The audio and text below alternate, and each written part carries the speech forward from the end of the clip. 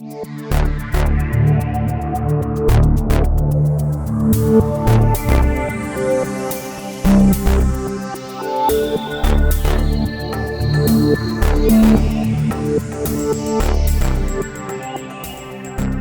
back to another episode of the Maverick Insider. This week on Maverick Insider, I have Dana Schindler and Mara Kwam. They are part of the women's volleyball team here on campus. And they actually have been off to a great start to the year. They are 15-6 from last time I checked, about 30 minutes ago. But they're coming in here and they're exceeding a lot of expectations this year, especially this season, coming from and starting off 2 years ago as a very young team. They come in here and they're just exceeding everybody's expectations, and it's actually a better environment this year, especially last Friday night against Northern State. That place was rocking, and if you actually have time to come in and show your support, by all means. But let's get to having a little topics of conversation. Coming into, well, obviously, with the NSIC conference, so what are the unique challenges and opportunities from both of your standpoints for just this conference continues to produce NCAA championship contenders? What is that like coming from a big high school where you came from in Chaska? In 2014, you won the state championship for volleyball, and then also I'm going to bring it to your standpoint of coming from a smaller town and not really well known. Yeah. It's been exciting. The conference is definitely a challenge. There's no games off. Every team is a tough team, and I think we get really excited about that. Each week is an opportunity to get better and to play a tough opponent that's going to challenge us and grow us as a team. So it's been really fun. Yeah, I would say it's like a big change, just like from high school moving into college. But I know we always say we wouldn't want it any other way. We would never want an unchallenging conference, and it just really sets us up for postseason. So I don't know, we love our conference.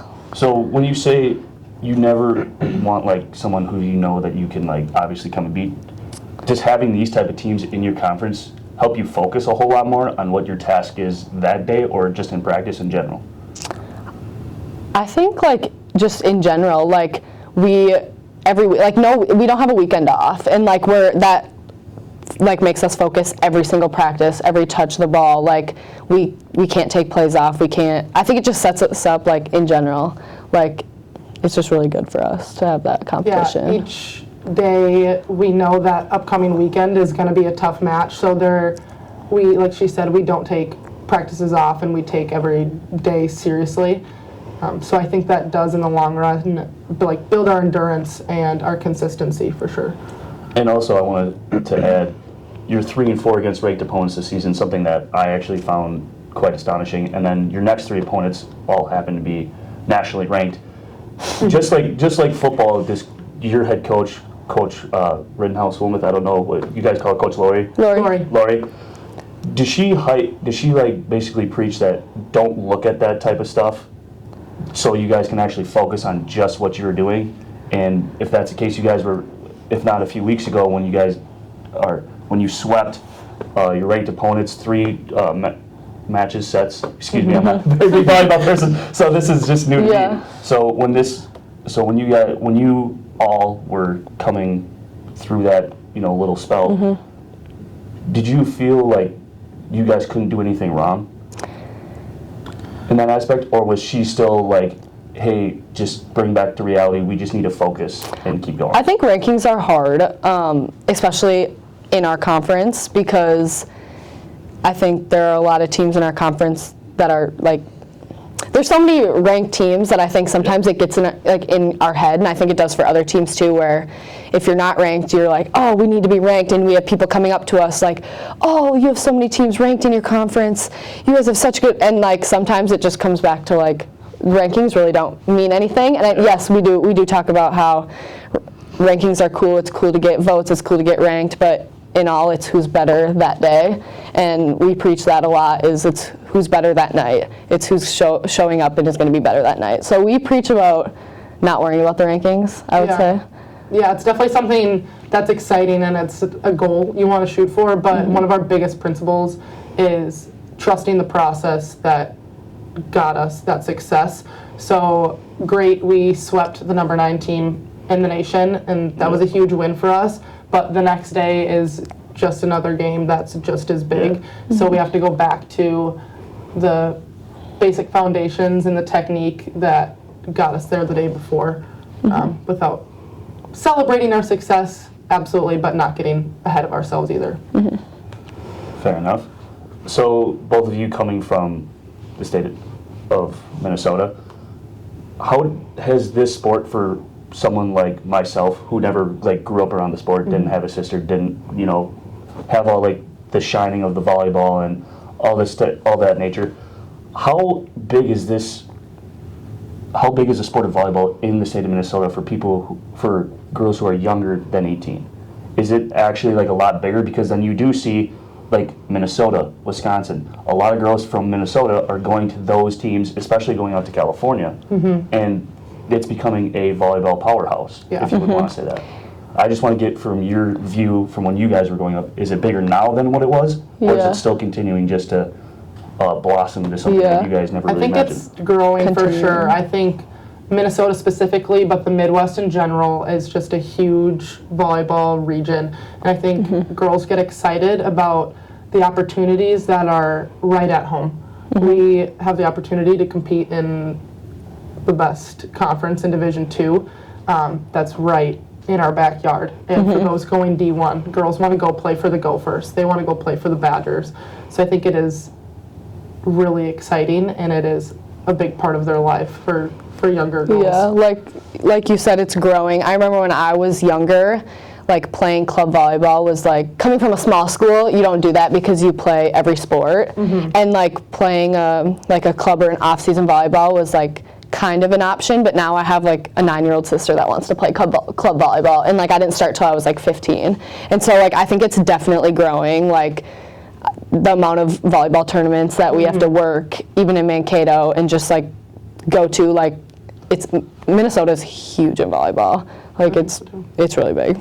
Do you think that's because of the harsh winters that come about? So like girls don't want to go out and play soccer; they just would rather stay inside and play volleyball. Or do you think it's just the passion that everybody sees? Because I, to be honest with you, I watched one volleyball match in high school, and my team was not ranked, and I went to Prior Lake. So, Prior Lake. Don't judge me for that. I mean, come on now. But as you may know, being from Prior Lake, how hyped volleyball was there, seeing that type of atmosphere, I didn't know it was actually like that. Yeah. So coming here and then finally seeing an actual volleyball match was last year, your freshman year, your sophomore year.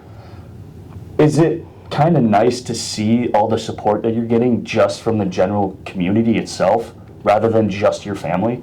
Absolutely. Yeah, we just worked Trick or Treat with the Mavs on Sunday, and I remember there was like how many people came up to us and were like, we've never been to a volleyball game before, and we just came and it was awesome, like my kids want to go all the time, and like that's just like so nice to hear, because I think sometimes it can get football and basketball are the really big sport names, and volleyball's starting to get up there, and I think it's really exciting. Okay, one of the things that I would like to ask you, being a sports management major, this is a topic of, something that, everybody hears and has an opinion on. I just want to hear from a standpoint of people who are actually athletes here, who are, coming from, do you see the benefit of, let's say, supporting other athletes' sports? That's my thing. So like, going out and say, hey, the football team, you guys, I've seen a lot of you on campus, and I see you talk to like other athletes. How important is it for you as athletes to actually go out and support their sports? Then do they do it in their favor just because they want to, or is it just because they know you? Honestly, for me, it's one of the most fun parts of being an athlete. I feel like we're able to recognize the effort and the time and the commitment that other athletes put into their sport. out of pure love for the sport and pure love for their teammates. And we love to be that support system for them. Any chance we can go to a football game, basketball game, soccer game, hockey, whatever it is, like, we want to be there. We want to be their biggest fans.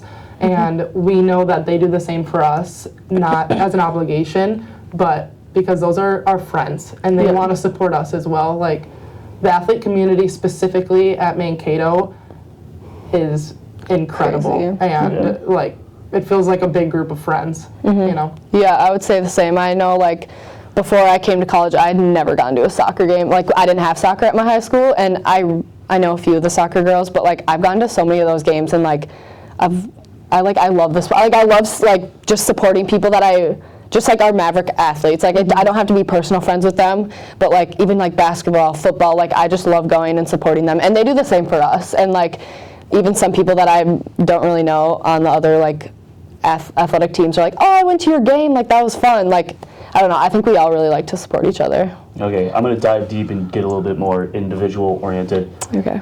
So I'm going to start off with you, Mara. Okay. And one of the things that I was told that you actually got to put on the red, white, and blue, stars and stripes, whatever you want to call it, Yeah. but this summer and go down to Brazil with a teammate of yours, Morgan Olson. Yep. Can you talk to me about that experience and what exactly that you did down in Brazil? Yeah, so Morgan and I went in May, and we played 4 different Brazil teams. They were like club teams. They don't really have college athletics, but they were to the same like level as us. And then one of the teams we played was actually former pro athletes. So we did that. We were there for 10 days. We played 4 games, and then we did a lot of like traveling, and we got to see a bunch of like sightseeing things. But yeah, I mean, we just went down there to play, I guess. So I want to ask you this. You know, not many people get a opportunity to go to a different country.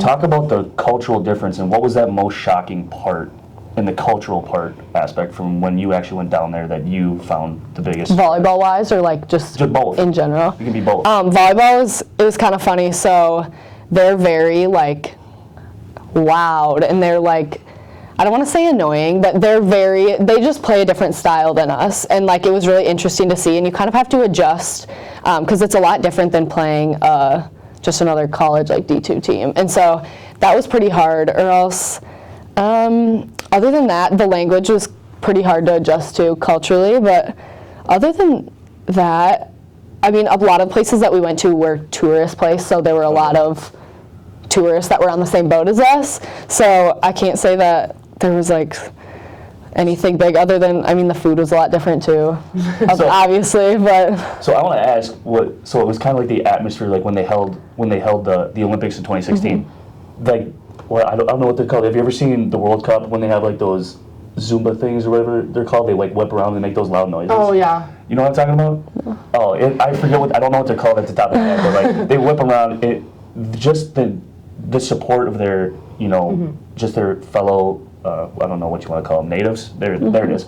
Yeah. But the support of their fellow natives and their their support of their country. Is it just prideful throughout when you were down there too? Kind of like it is like up here in a sense where like you do have a bunch of different, you know, avenues to like go down in that aspect. Yeah, I would. Yeah. Even though you saw like the tourists. Yeah. Like we got to be like downtown area, and like it was like I would say it was very different than like what we see every day. And like we were obviously in a big town, but we were right next to like where the Olympics were held, which was like really cool. But yeah, it was cool too. We got to play with girls from other teams around the U.S. and like even their play of volleyball like was different than I think some of the things we're used to too. So like it was just like it was a crazy experience. It was really fun. And then now we're gonna go over to Miss Schindler here. So I don't know the terms, so just help me out. So Okay. Your position last year, talk about that. And I as a person who does the play-by-play, when I saw you this year, I realized you weren't in your normal position. Threw me off guard, didn't understand what it really meant, but just help me as a person who continues to watch and come and support you. Can you talk about that position change, and when did you find out you were going to make that change? Yeah, so starting back in high school, I was both a setter and a hitter. So I've had experience in both positions, and I love hitting. I've always felt a little bigger passion for setting. I love to be like that vocal leader. Lori always talks about like running the court, and I feel like everyone does that a little differently. I love having the opportunity to do that as a setter. So last year, I came in as a freshman, and you never know, you're never expecting to play, but you always want to be available and be the best you can for your team, whatever that might look like.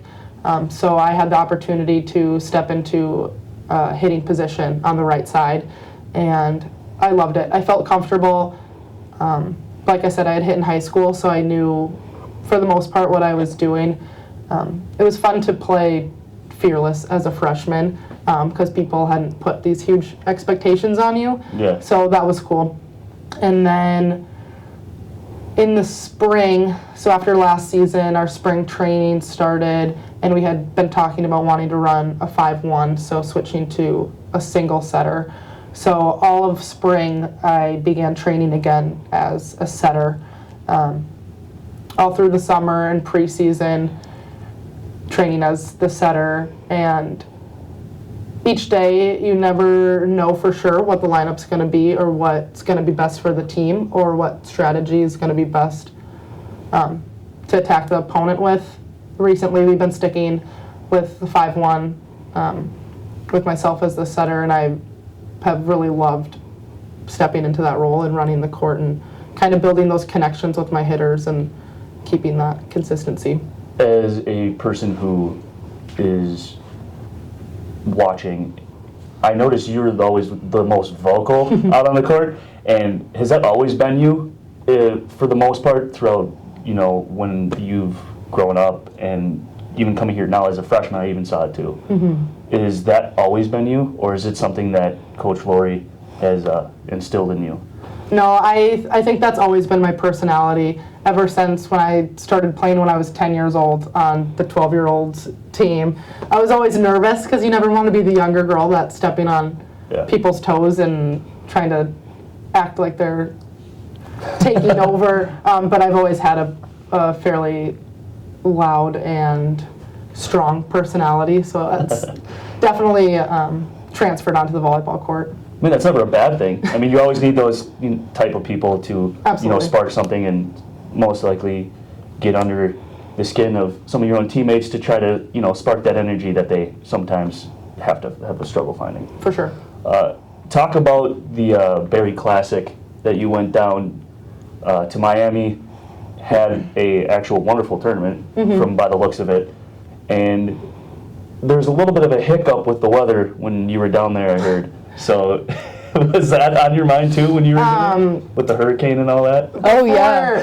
When we were training and practice that week, I think we were a little nervous about it because we didn't know if they were going to keep the tournament or if they were going to call it off. Some of the other colleges around the area had closed, so we weren't positive if we were still going to travel. But for the most part, we knew it wasn't really going to affect us. We were just excited to get into competition. Once preseason's gotten going and you're getting in the flow, you're ready to start playing some other teams. So you're excited just to be there.